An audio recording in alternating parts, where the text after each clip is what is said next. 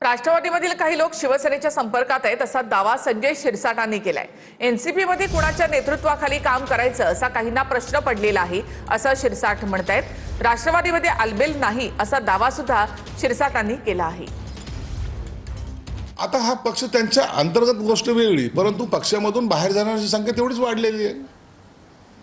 काही लोक निश्चितच आमच्या संपर्कात आहेतच, आमच्याशी बोलतायत।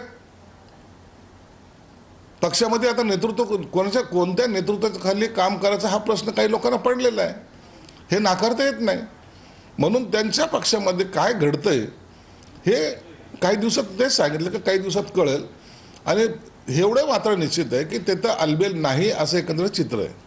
संजय शिरसाट यांच्या म्हणण्याच्या संदर्भानं किती गांभीर्याने घ्यायचं, ते किती संपर्कात असतात लोकांच्या हे मला माहीत नाही, परंतु त्याच्यामध्ये काही तथ्य नाही। आमच्याकडे अनेक वर्षापासून त्या ठिकाणी सत्ता राहिलेली आहे, अनेक ठिकाणी आमचेही संबंध आहेत।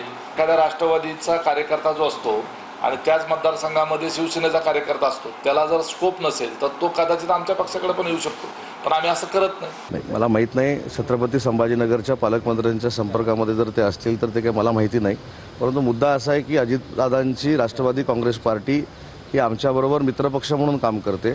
त्याच्यामुळे मला असं वाटतं की त्यांचा पक्ष फोडणं आणि त्यांच्यातले कार्यकर्ते किंवा आमदार आमच्याकडे घेणं हे काय आमचं ध्येय नाही। आता आमच्या पक्षाबद्दल त्यांनी काय म्हणावं ते बोलले, आता ते कशामुळे बोललेत काय बोलले ते त्यांचं त्यांना माहिती आहे। ज्यावेळेला एकत्रितपणाने आम्ही कधी बसू त्यावेळेला आम्ही विचारू त्यांना, बाबा कुठल्या माहितीच्या आधारात आपण, म्हणजे कुठली माहिती आहे की ज्याच्यामुळे किंवा कुठली घटना घडली त्याच्यामुळे ते बोललेले आहेत।